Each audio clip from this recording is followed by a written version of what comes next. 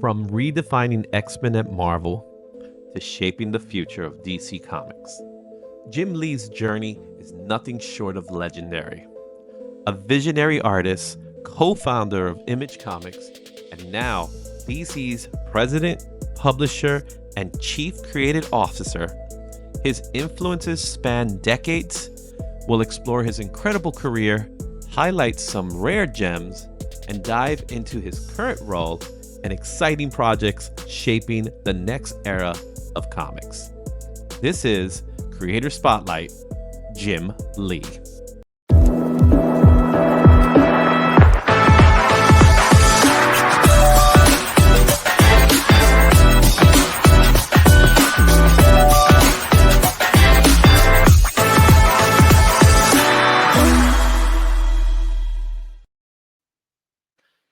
It comes as no shocker to me that Jim Lee was the winner with over 65% of the votes. Jim Lee has been doing this for 40 plus years. I love his style. He's one of my favorite artists. He's one of those guys that understands anatomy more than most people. And it's so stylized, but at the same time, it's good, it's clean. And, you know, we got to give credit where credit's due. Scott Williams is a big part of that success as well. He doesn't get as much love as he normally should. But when we talk about Jim Lee, we normally talk about Scott Williams as well. So what's your thoughts on Jim Lee? As soon as I found out, I went and ran my numbers, and I have 255 comics either drawn by him or cover art by him. Mm-hmm. And mainly the Justice League was one that stood out for me. And I just love, I love his art.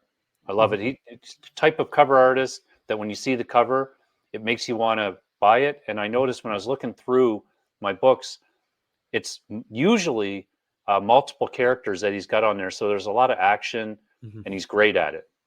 I agree. And you know what? You know, before I even go, you know, Alex Sinclair, the colorist, he's also a big part of that success. So just like Trev is saying, you know, the trifecta. So, you know, but we are here to focus on Jim Lee. Sorry, Joe. Votes. Oh, damn it. I forgot to vote. I blame Jepu. Well, I usually put the votes out during the weekend. I try to do it when I do Creator Spotlight. So Creator Spotlight this week came on Saturday, the replay of the video. And that's whenever the replay of the video comes, expect the poll to come with it. I think I did the poll before I posted the video. But Friday, Saturday, you will see the Creator Spotlight videos. Subscribe and turn on those notifications, and it'll pop up for you. Exactly. So let's go ahead and talk a little bit about Jim Lee. Before we do that, let's go ahead and read a little bio for Jim Lee. Jim Lee is a Korean-American comic book artist, writer, editor, and publisher, currently serving as the president, publisher, and chief creative officer of DC Comics. Known for his highly detailed art style, Lee gains fame at Marvel Comics with his work on the Uncanny X-Men and the record-breaking X-Men #1. In 1992, he co-founded Image Comics, published hits like Wildcats and Gen 13 under his Wildstorm studio, which he later sold to DC Comics in 1998. Lee has illustrated iconic storylines like Batman's Hush, Superman for Tomorrow, and Justice League during the New 52 era. A Harvey Award and Inkpot Award recipient, he's celebrated for his contributions to comics, designed work across media, and as a creative force shaping DC's comics legacy. You can find more of his work on his Facebook page. He does have a fan page at facebook.com/jimlee.fanpage. He also has an Instagram, he also has a YouTube channel. You can definitely see work of his. He does Twitch from occasions where he does sketches, and it's just mesmerizing to see. Oh yeah, I've watched a few of his like time-lapse videos. They're amazing. It's amazing seeing him in action, because it just happens. I know. You know what I mean? And as an artist, he's so good in his style. Like, he already knows what he's doing before he's doing it. before he puts it. So he's very methodical in that way. He's just one of those guys. And I think out of all the artists from that group, he was a true artist. I would say he was like, he understood anatomy probably better than most people. Those X-Men covers, like the Psylocke covers, Mhm. exactly. When you see those when you're a kid or you're whatever I was when they came out, Mhm. you buy them. You got it. You get them. They're good. Exactly. All right, let's take a look at his work, starting with his first published work, Soul Sun Christmas Special. What a time period. We're in the holiday season, and the first book that Jim Lee had published is Soul Sun Christmas Special Samurai Santa. Amazing. 1986, this book came out. I Did bet you you there's plan some that? people that are watching this channel that weren't even born when that happened. Yeah. So this book has a fair market value of $105 fine and a 9.6 of 240. Those are the fair market values. A 9.4 sold in November, sold for $200 for this book. It is his first interior art and inks as well. So he didn't just do the art, he also did some inks on this book. Were you familiar with this book? Because I was. I've seen it before. Yeah. And I think that's a kind of under sought after area of comics is artists' first work. There's a few that are out there, but like even this one, like I picked up Alpha Flight 51, which is his first full interior work at Marvel. And you know that's an easy book to pick up for sure. Mhm. Yeah, this was a little harder to find because it is Oh an yeah, indie book, but for $100, fine. It's not bad. no, It's actually really good for that price. The book is out there. yeah, You know. and exchanging hands. So Mhm. Right. The next book is actually his first Marvel book. Now, this is a little take it with a little asterisk. It's the official handbook of the Marvel Universe, is the deluxe edition, issue 17, the Book of the Dead deluxe edition. I love these books because whenever I needed to find a character, I would draw it yeah, from these books. I see Drax, I see Vindicator, Green Goblin, I think Dracula. It came out in 87, so it's part of a huge collection of I books with poured over these books when I was that age, like yeah, reading I still the have all of them. strengths. I probably still have some too, and I Mhm. really like in the Ghost Machine universe, they've Mhm. kind of incorporated Yes, that I saw that. style. It's I do great. like that. Yeah, Right. This book is going for $6 near mint, and there's no recorded slabs for this book. This was the last time this book was sold was this month on the 2nd. So it's still out there. It's his first interior art on a Marvel comic, specifically on a character eel, and that's the page. But you can definitely see the Jim Lee-ness of it, right? yeah, yeah, for sure. It's very obvious that is his work. Um, but it was so cool looking this information up to find out that this was his actual first Marvel comics.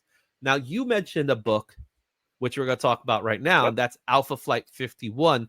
This came out also in 87. This book is going for $9 fine. 9.8 is going for about $84. And this book also sold December 2nd for $9. This is his first full issue with interior artwork. So he didn't do the cover here. He got his feet wet at Marvel through Alpha Flight. Um, this is one of those books that $9. yeah.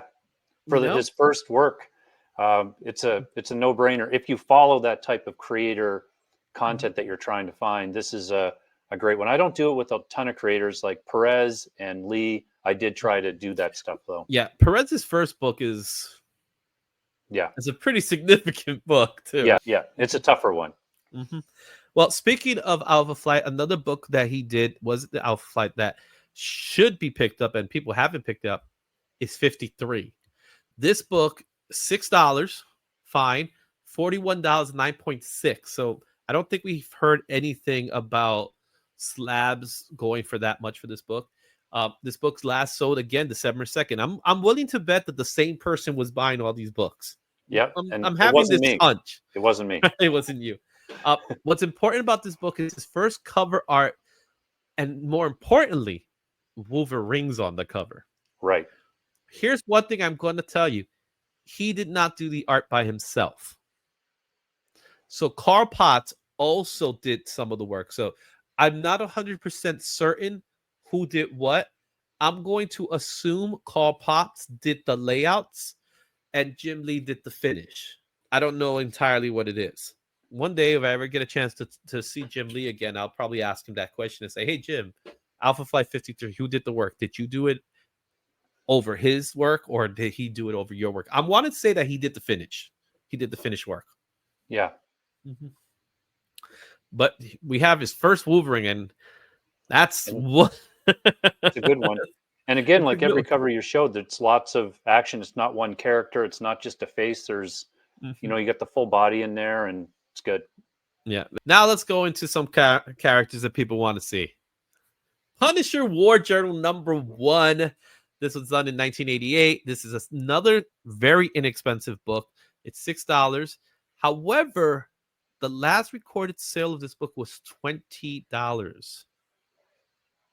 For a fair market value of $6 and a 9.8 at $94, $20, I think it's a little overpriced. Not that I'm worried. It's still the Punisher, and it's still Punisher's War Journal, and it's Jim Lee's first work on Punisher. Carl Potts was doing a lot of the writing for him. This book is, And that's a everybody great talks about the series to Punisher. pick up for sure, because I think it's issue 6, if I Mm-hmm. remember, Yeah. that has the awesome Wolverine. Oh, we're gonna get there. We're definitely getting okay. there. All right. We're definitely getting there. We'll definitely talk about it. But Punisher, his first work was Alpha Flight, but I believe Punisher was the book that got people talking about him. Like, Yeah. just like with Todd McFarlane, it was Incredible Hulk. People were talking about it with Incredible Hulk. And Jim Lee was getting noticed through Punisher's War Journal. I And remember when that book first came out, and it was one of those things where you flip through and you go, "Yep, yeah, this guy's I'll buy good, it." man. This guy's good.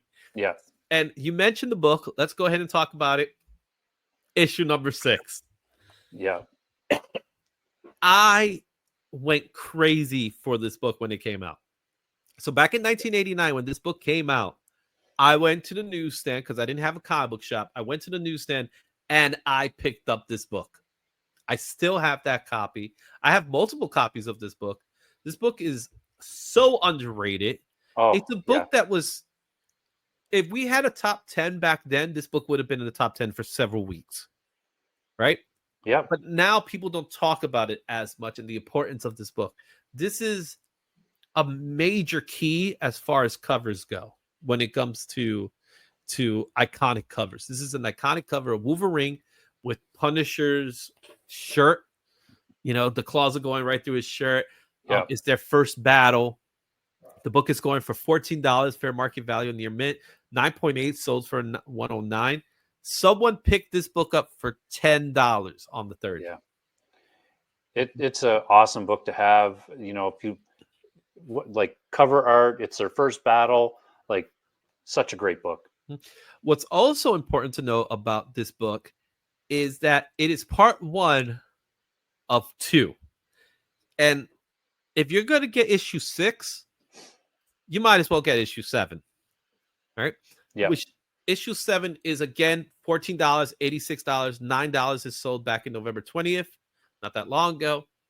You got to get them both together. If you get one, get the other. Yeah. They're easily affordable. They go together. They're a pair. And it's just a 2-part story. It's a nice little story to read. And you get the first one, it's the first battle, so it's versus, and then this is technically listed as their first team up because now they're friends. Something like that. But yeah. but I like this cover even more. Like, I think the other cover is iconic, but you get to see the battle between the two of them. Yeah. So, and you can start seeing Jim Lee's art form in the way we know and love. This is one of those books that's like, wow. Mm-hmm. Yeah, this is a good one too. Mm-hmm. Another book that everybody should have on their list is Uncanny X-Men 248. This is Jim Lee's first X-Men title. This is the first book he did on X-Men. He was not the ongoing artist. He was a fill-in artist for the book. But this book was a book that was like, oh, Jim Lee's on X-Men now? and people started talking. Oh, Jim Lee's on X-Men. He did an X-Men book, and he did a few books in the run. This was the first one. This one's going for $11. Fine. A 9.6 is going for $54. Someone picked this book up for $11. And the first published artwork of X-Men. That's a steal. Mm-hmm. Absolutely. Again, iconic. It's beautiful, right? Yeah, gorgeous cover, and he just got better and better and better, like Mhm. at X-Men. Here's one that's a little bit of an outlier. Not everybody's familiar with it. Some people are, but some people aren't. And we're going to see a couple books that people said, where that came from. This is one of them to me. Transformers 53. This came out in 89 as well. It is a fair market value of $20 with a 9.6 going for $37. The last recorded sale of this book was $5 on the 25th of November. Another steal. All right.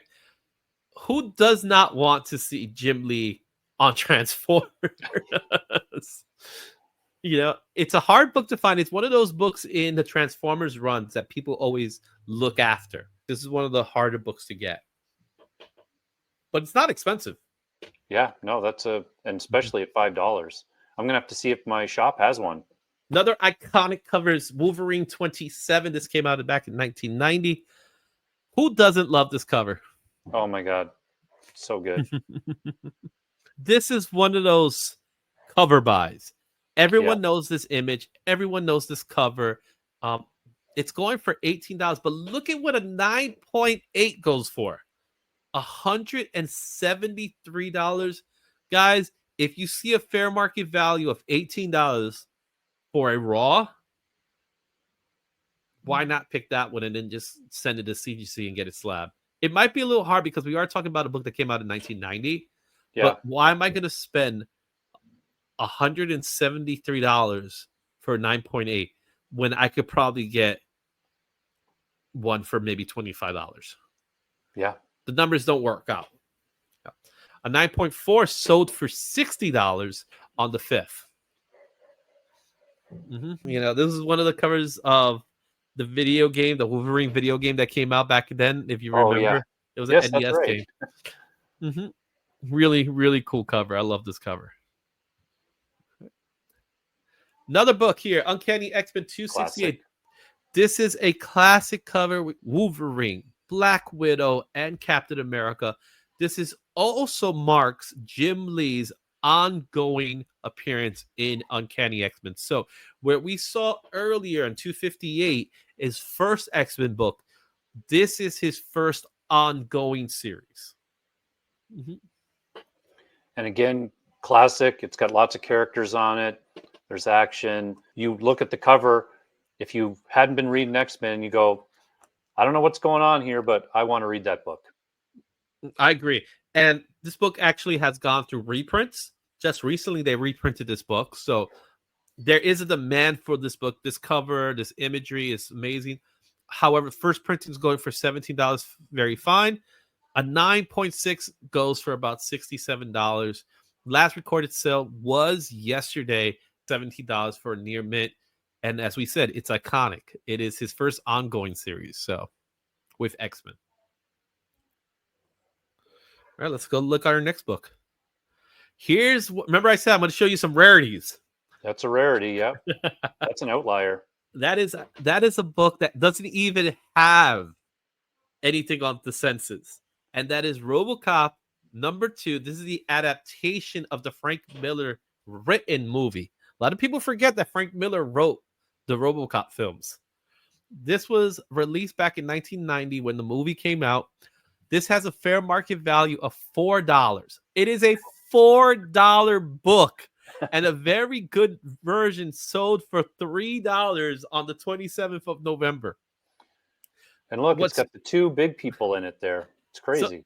So yeah, Jim Lee did the cover and Mark Batley did the interiors. It's probably one of his earlier works too, I'd bet. I'm almost certain it's one of his earlier works. So maybe one day we'll do a Mark Batley spotlight.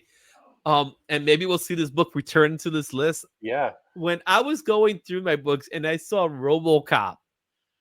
Now, I will say I don't see Jim Lee's style as much in this cover. No, me either. So I wouldn't have been able to pinpoint it.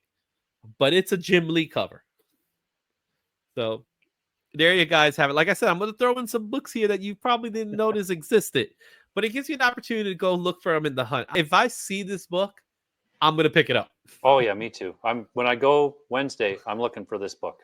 Yeah, so it's definitely a fun book. Currently hot right now because of who's on the cover, and that's Uncanny X-Men 274. This is a $10 book, and it goes for $119 at a 9.8. The last recorded sale of this book was $25. It's the first cover appearance of Rogue in her Savage Land design. Who doesn't love Rogue in that outfit? And with the Savage Land book coming up, I mean, Yeah.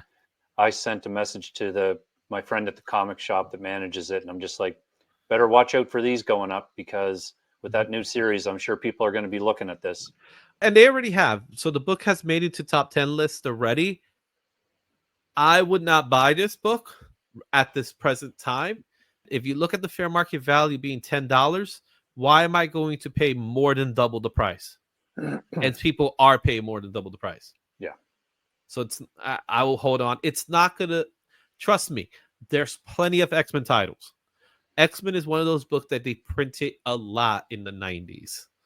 It's Yeah. one of the most highly printed books in the 90s. So hold off for now. I know, that FOMO's there if you really Yeah. want this book, but Let the Savage Land series come out, Mhm. do its thing. 6 months after that, circle back around and grab this book. and it'll drop. Trust me when I say that. Now let's talk about the book that everyone should have. We talked about Spawn #1. Yeah. Right next to Spawn #1, you should have X-Men #1. And the one I'm going to spotlight, they called the Collector Edition Gatefold. However, it's important to note that there are several variants of this book. So there's cover A, B, C, and D. The cover A was the one with Storm. Cover B, I believe, has Gambit and Colossus. Cover C is this one here with Wolverine and Cyclops, and then the last one is cover D with Magneto on the cover. I think Magneto one is one of the more popular ones. That Yeah. one and this one, but a fair market value of this book is $12, and a 9.8 goes for $77. The last recorded sale was $12, which was a couple of days ago. This is the best-selling comic of all time, with 8.1 million copies sold. That means there's plenty out there. Yes. Bins and bins and bins of them. Yeah. And you should have multiple copies of this book, because I have multiple copies of this book. There is a special rare blue hologram edition of this book that I do want to pick up. And I think it's going for about $30 right now. But this is one of those books that if you don't have this, you can't call yourself a collector.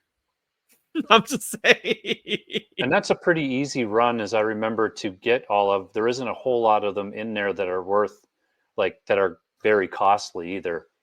Yeah, the Uncanny X-Men and the X-Men runs are not expensive. There are a few that are there, like X-Men #4, which is the Yeah. first appearance of Omega Ren, that has a little bit of value to it.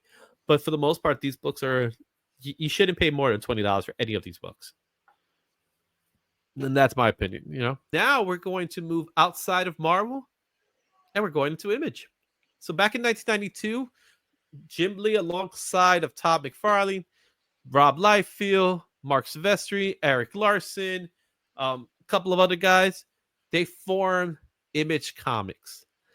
And this was Jim Lee's first book, which was Wildcats, Covert Action Teams, to be precise. #1, this book is the fair market value of $7. 9.8s are going for $59. And the last recorded sale happened on the 20th in November for $7 fine. This is Jim Lee's first Image book.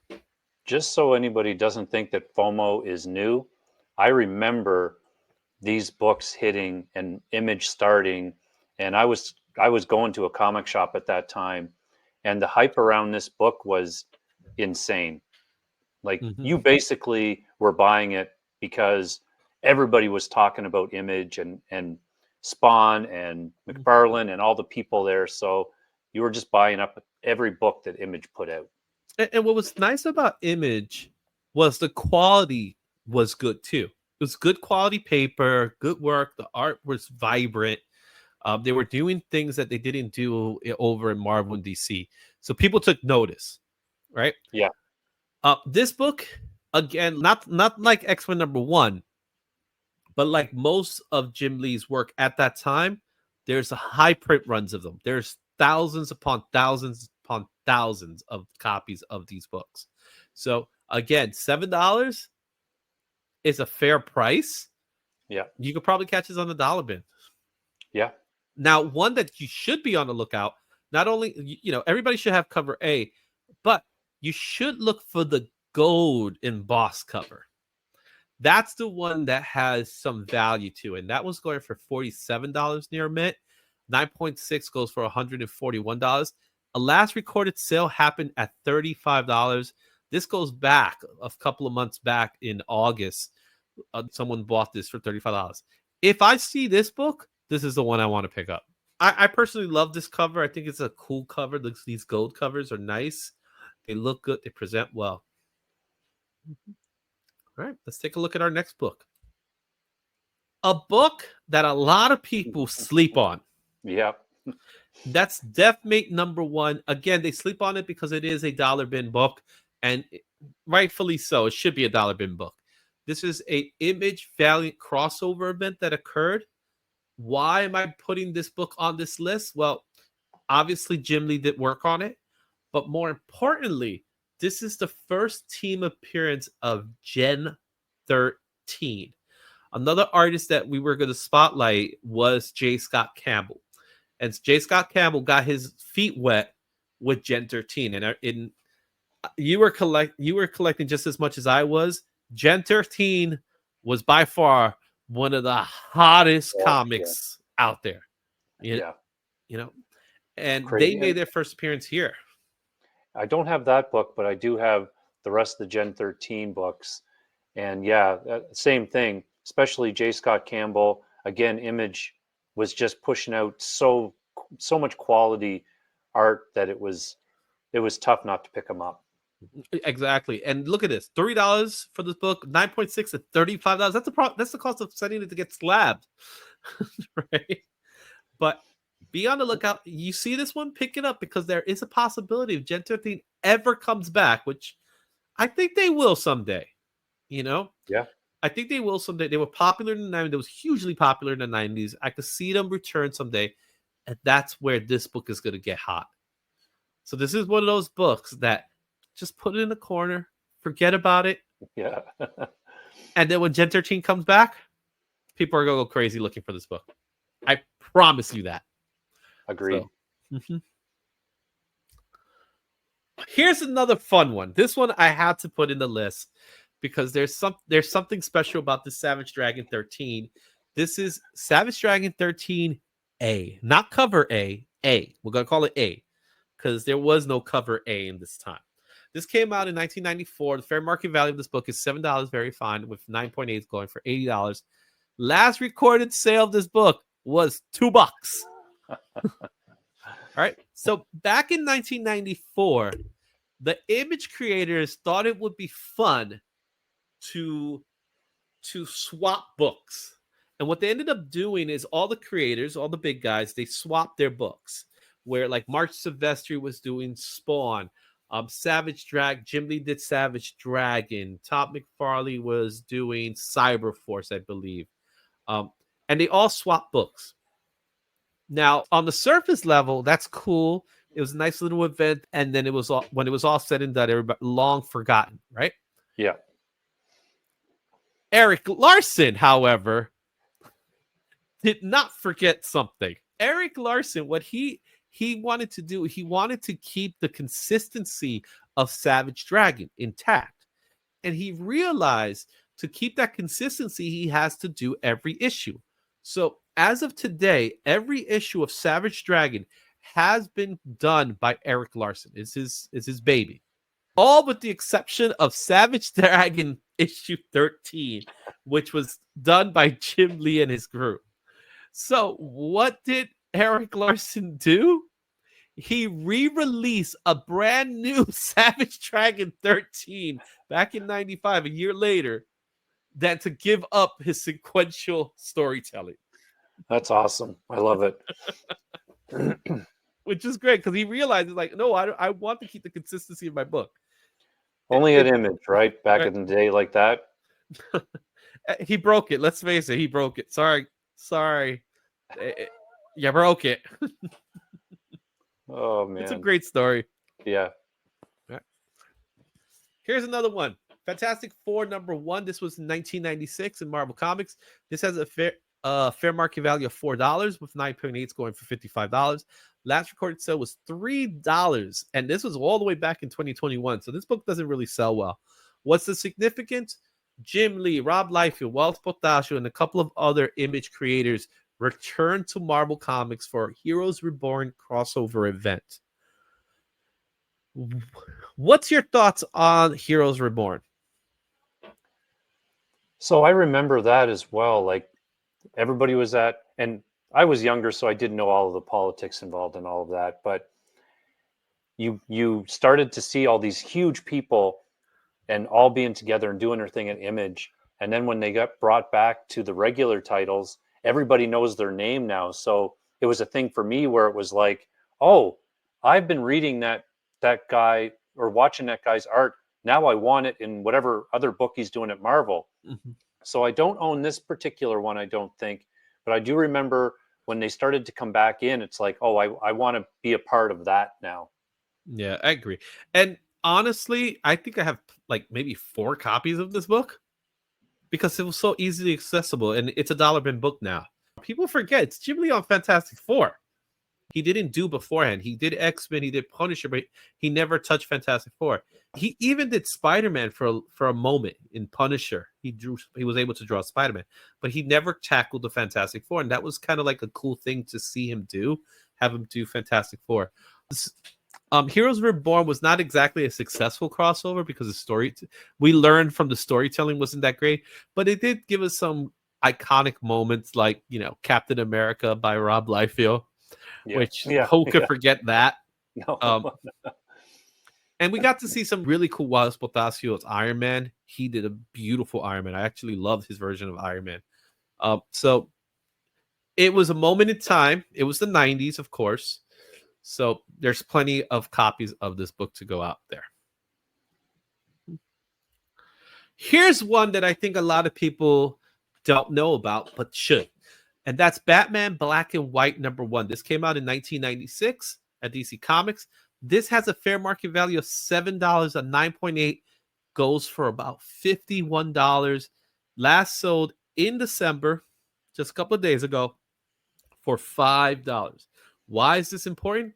It's Jim Lee's first Batman. And I thought I had this one, but I don't. But Mhm. that's another no-brainer one. There's a lot of good stuff on this list. Mhm. So when I was looking at it, I remember when it came out. I do recall it when it came out. And it didn't have, there was buzz to it because Jim Lee did already a few things. There was already discussion of Jim Lee being in DC and things like that. But what we didn't see is him on a Batman title. And this was his first time on Batman. He had a black and white story that he did. So he was still part of Image at the time. But we're starting to see that he's going to move over very soon. This was the first time he did Batman. He was his first published Batman work. Surprising that it's going for less than $10. Yeah. I'm surprised. It's another one I'm going to have to keep my eyes out for sure. Yeah. Right. Which brings us to other books that he did during this time period. And Preacher issue number 50. Now, this is another one of these books that there's no slabs recorded for this book. Preacher was hugely popular at the time for DC Vertical, and an $8 very fine it goes for. That's the fair market value. Last recorded sale is $4, which was just a couple of days ago, and it has a pinup by Jim Lee, and that's the pinup. Yeah, I thought that was kind of interesting to see Jim Lee do Preacher out of all characters, which is interesting. It's there's nothing behind it. He didn't do a story or anything like that. Now, what he did do, and this is something that people should take a look at, is Flinch. It's Flinch number 1. I remember when this book came out, and I remember this cover. This book is only $3. That's how much this book sold. This is the fair market.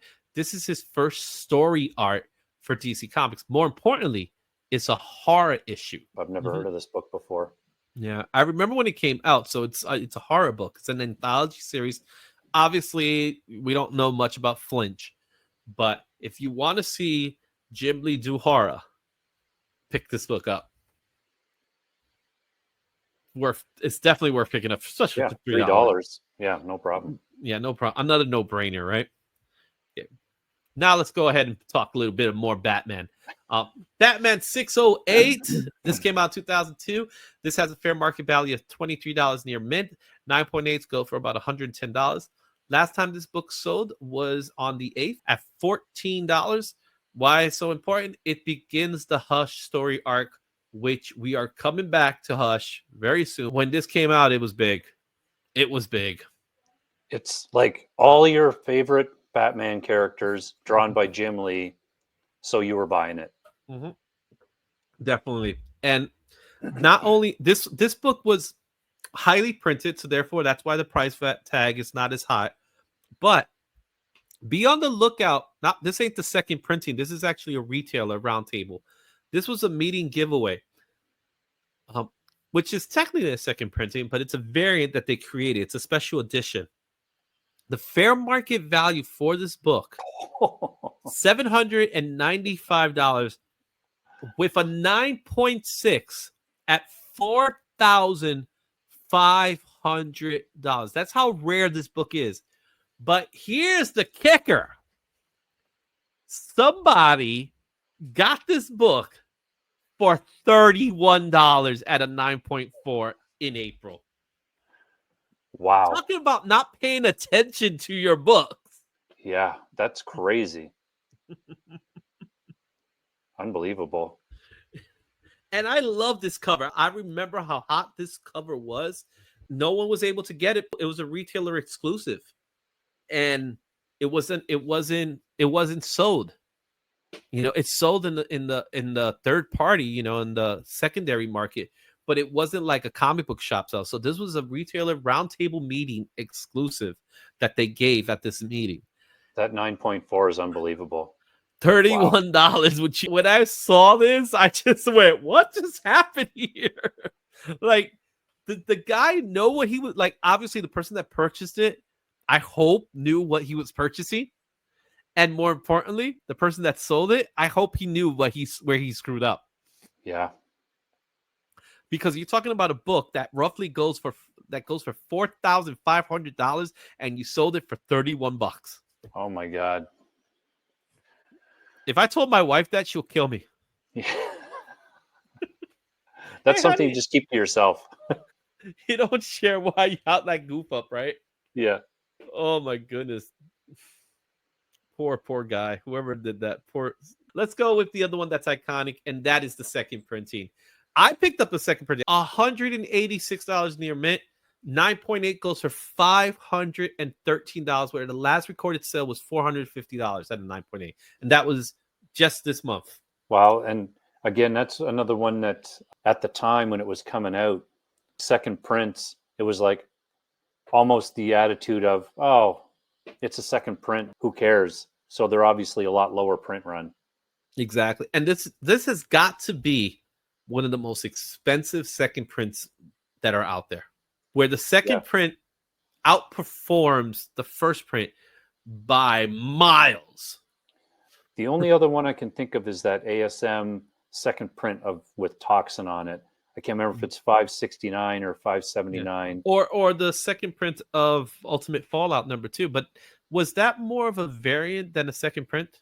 Yeah, I think so. The second print of the Spider-Man was totally different cover and everything. The other one I'm not sure of.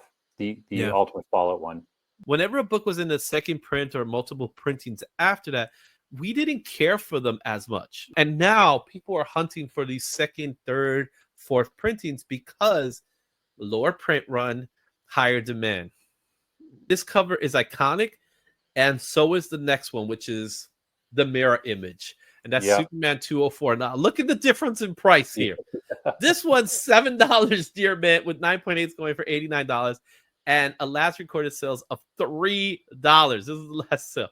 Why? Because this was part of cover A. So where the other one was a second print, this was a first printing of the book. It would have been nicer if this was a second printing, my personal opinion. That was a Keep that great moment. run too. That Jim Lee Superman run. Awesome. Exactly. But I love this cover. There is a Wonder Woman that he did afterwards, but it didn't come out the same time. He did it much later where he did Wonder Woman standing in the center. It doesn't have that same iconic feel to it as the other two have. Probably because we're not at a profile image. We're rather at seeing her face, and it doesn't feel like the same ones. Two iconic covers. They go together hand in hand. And finally, we're going to go to our last two, which are books that are currently out. DC versus Marvel Omnibus, the hardcover. This is a Jim Lee cover. It's really a mashup of Jim Lee art where they put together. This one's going for a fair market value of $130. Last recorded sale was $110, and that was on eBay. This information didn't come from cover price, but it's important to note that this is a Jim Lee cover art featuring all the characters you know and love. And this came out. This is something I want underneath my Christmas tree. I forgot that this was coming out, and I'm with you on that one. I didn't get into all the amalgams, but I loved this series for sure. It was definitely fun. I will say this much. Not all the stories were great, like Right. the matchups. Yeah. But it's still fun to see it. I don't think Wolverine should have beat Lobo. My personal thought. That was a contentious one. That came down to more popularity than anything, I think. I agree. Well, that's a book that's coming out and coming soon. Batman 158. Obviously, we don't have no prices for this book, but this is the next big Jim Lee book that's coming out. I'm super stoked for it. I'm certain there's going to be so many different covers of this book. But this is scheduled to come out in March. Jim Lee's returning to do interior works, which makes me excited. And I'm excited to see where Jeff Loeb and Jim Lee take Hush next time. Is it truly Hush 2? Not really. But it's their second run with Hush. It'll be good. Yeah. That's what's Creator Spotlight Jim Lee. That was a big one. That's a big career, though, too. There's a ton in there as well. Like, there's so many great Jim Lee covers. I couldn't even touch on every them. I said, let me see if I could focus on this. And I even went further than I normally would with these books because of his longevity in the industry. We're talking about 40 plus years in comics. Yeah. And there's a lot in that list that I didn't have that I will be searching for. Robocop. That's the one for me. The Robocop book is the one I'm looking for. So tell me what you guys think. Let me know in the comments what you think about Jim Lee Creative Spotlight. Is he one of your favorite artists? Is he someone that you want to collect? Did you know about some of these books? Go pick them up. Get it.